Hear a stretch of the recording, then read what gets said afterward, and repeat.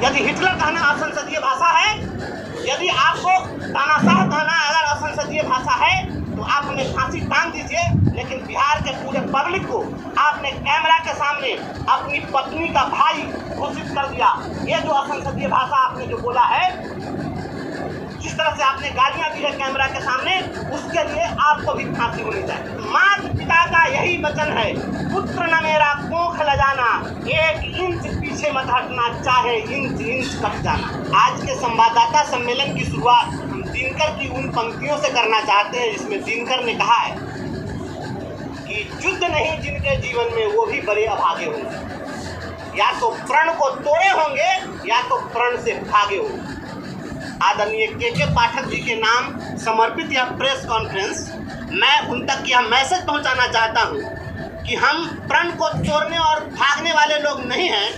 आपने जो हमारे खिलाफ निलंबन की कार्रवाई करवाई है, आपने अगर हिम्मत है तो आप हमें बर्खास्त करके दिखाएं। आपने जो पत्र जारी करवाया था इसके पहले नियोजन इकाई को जो लिखवाया, उसमें आपने कहा था कि इन्हें बर्खास्त किया जाए, वो बर्खास्तगी की अनुशंसा थी, तो आखिर हमें बर्खास्त क्यों नहीं किया जाए? अगर आदरणीय के पाठक जी यह कहते हैं कि उनके आदेश की अवहेलना करने वालों पर कार्रवाई होगी, उनके विरोध में बोलने वालों पर कार्रवाई होगी, वो जो आदेश दे दिए ब्रह्म वाक्य है उससे जो हटेगा उस पर कार्रवाई होगी, तो उन्होंने तो कहा था बर्खास्त करने के लिए, तो निलंबन की कार्रवाई क्यों? आदरणीय के पाठक जी को मैं कहना चाहता हूँ प्रेस कॉन्फ्रेंस के माध्यम से कि आपने जो यह षड्यंत्र रचा है, मैं ये सारा साजिश जानता हूँ, यह पूरी साजिश है हमारे निलंबन की। चूँकि बर्खास्त कर देते तो हम अपने घर में बैठते और हम न्यायालय में लड़ाई लड़ते, लेकिन निलंबित किया गया, उसमें यह साजिश है कि आप निलंबित करके हमको सकरा हमारा हेडक्वार्टर बनवा दिया। किसी भी नियोजित शिक्षक को निलंबित करके उसका हेडक्वार्टर क्या नियोजन इकाई के बाहर किया जा सकता है? या किस प्रोविजन में आदरणीय के पाठक जी, या बताएं जिला प्रशासन, बताएं डीओ साहब कि आप किसी नियोजित शिक्षक को निलंबित करके उसके नियोजन इकाई से बाहर अवस्थित किसी कार्यालय में कैसे पदस्थापित कर सकते हैं? क्या ये बीडीओ साहब को अधिकार है? यह बिल्कुल नियम विरुद्ध है, गैर कानूनी है। ऐसा आदेश दबाव में डालकर इसलिए करवाया गया है क्योंकि हमारे घर से 50 किलोमीटर की दूरी पर सकरा है, हम वहाँ 50 किलोमीटर प्रतिदिन आएंगे जाएंगे, तो रास्ते में ये लोग हमारी हत्या कराना चाहते हैं। ये लोग रोड एक्सीडेंट करा के हमको मारना चाहते हैं। ये हत्या की साजिश है और इसका मुख्य कारण यही है कि ये जितने घोटाले हुए हैं, चाहे वो प्री फाइव स्ट्रक्चर घोटाला हो, समरसिबल घोटाला हो, बेंच टैक्स घोटाला हो, खाली घोटाला हो, बैग घोटाला हो, शिक्षक बहाली घोटाला हो, हम तमाम घोटालों पर बोलते रहे हैं और इसका पर्दाफाश करते रहे हैं। सबसे पहले हमने बेंच टैक्स घोटाले पर आवाज़ उठाई, और जब हमने आवाज़ उठाई तो कई जगह इन्होंने दिखावे की कार्रवाई की है, जिससे साबित हो गया है कि गड़बड़ी हुई है। इन्होंने खुद स्वीकार कर लिया, लेकिन गड़बड़ी उतनी ही नहीं है जितनी हम कह रहे हैं। गड़बड़ी उससे इन्होंने जितनी कार्रवाई की है उतनी ही गड़बड़ी नहीं है, गड़बड़ी बहुत ज़्यादा है। और ये एस्टीमेट घोटाला है, यह एस्टीमेट घोटाला हुआ है। जो 70,000 80,000 रुपये में समरसेबल हो सकता था, वह 2,64,000 रुपये का ये फर्जी एस्टीमेट बना करके और करोड़ों करोड़ रुपये चारा घोटाला से बड़ा घोटाला है।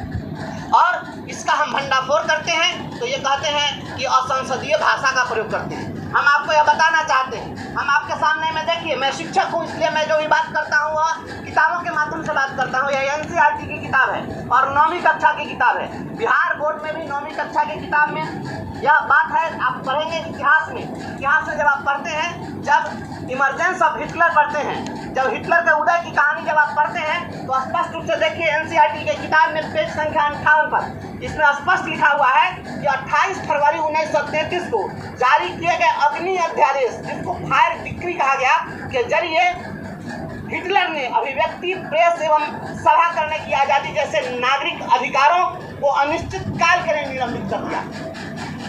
अगर पूरे इतिहास में अगर कोई दृष्टांत है तो हिटलर का दृष्टांत है, जिसमें प्रेस, अभिव्यक्ति और सभा करने की आज़ादी पर पाबंदी लगाई गई थी, और इसके पहले कोई आपको उदाहरण नहीं मिलेगा। तो यदि आप हिटलर के नक्शे कदम पर चलेंगे तो हम आपको हिटलर कहेंगे, और अगर हम हिटलर कहते हैं या बिहार का कोई नागरिक कहता है तो आपको गौरवान्वित होना चाहिए, क्योंकि आप हिटलर के नक्शे कदम पर चल रहे हैं। और जो हिटलर की चाल चलेगा वो हिटलर की मौत मरेगा। यह नारा हम लगाते रहे हैं, लगाते रहेंगे।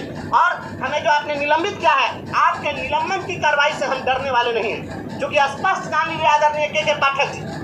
मैं साफ साफ बतला देना चाहता हूँ, मैं एक शिक्षक का बेटा हूँ और माता पिता का यही वचन है, पुत्र न मेरा कोख ल जाना, 1 इंच पीछे मत हटना, चाहे इंच इंच कट जाना।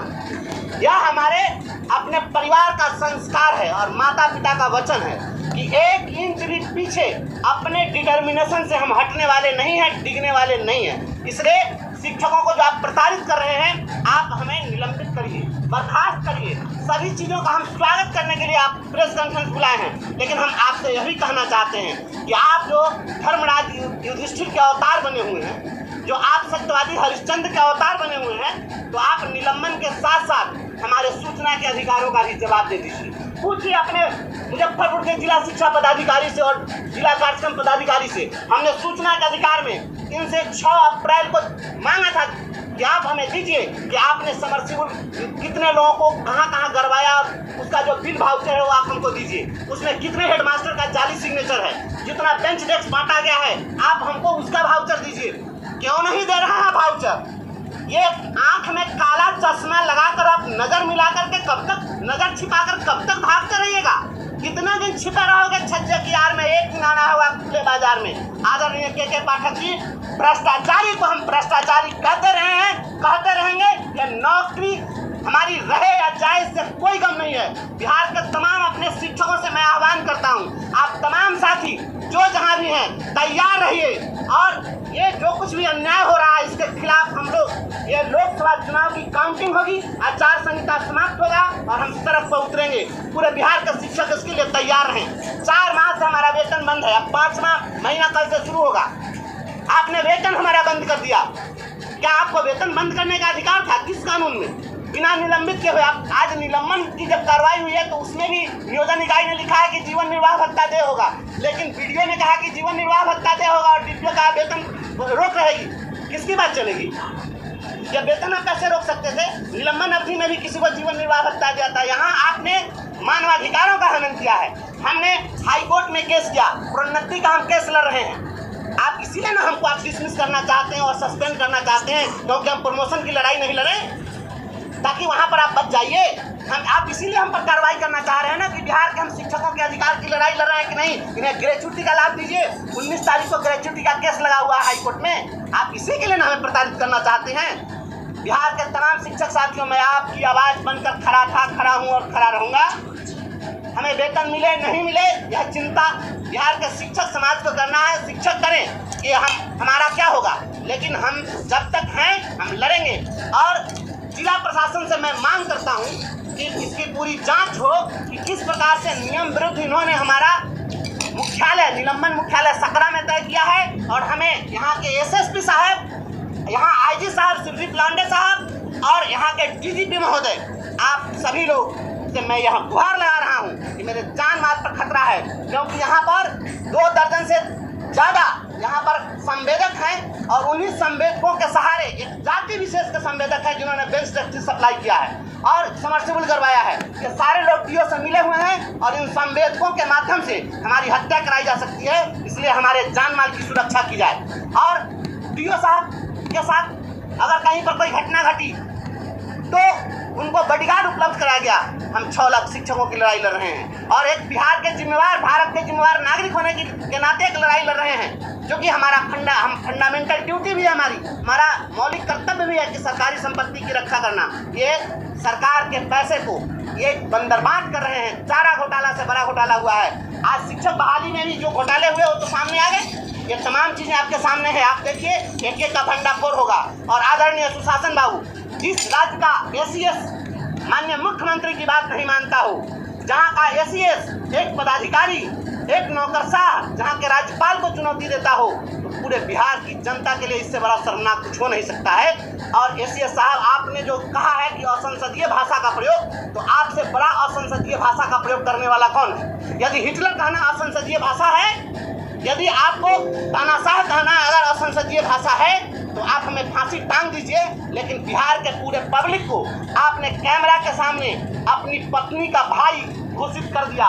ये जो असंसदीय भाषा आपने जो बोला है, जिस तरह से आपने गालियां दी है कैमरा के सामने, उसके लिए आपको भी फांसी होनी चाहिए। हमें भी फांसी चढ़ा दीजिए और इन्हें भी फांसी चढ़ा दीजिए, तभी न्याय हो सकता है। एक पक्षीय नहीं चलेगा। बिहार के तमाम लोगों से मेरा आह्वान है कि इस अन्याय की लड़ाई में आप एकजुट हों, हमारे साथ खड़े रहें और जैसे ही ये चुनाव की काउंटिंग होगी हम सड़कों पर उतरेंगे और हमारी जो वीडियो साहिबा है मरवन वीडियो साहिबा, मैं जान रहा हूँ वो इनोसेंट लेडी हैं, उनसे हमारे और सकरा मुख्यालय करवाया गया है। मैं वीडियो साहिबा से भी अनुरोध करता हूँ कि आप हमारा निलंबन मुख्यालय अविलंब चेंज करिए, प्रखंड में आपको जहाँ बनाना है बना दीजिए, लेकिन सकरा से अविलंब हटाइए। आपको फंसाने की साजिश है, आपको फंसाया जा रहा है, आप पर दबाव डाल करके। कोर्ट में जब हम जाएंगे तो फिर आप ही को जवाब देना पड़ेगा।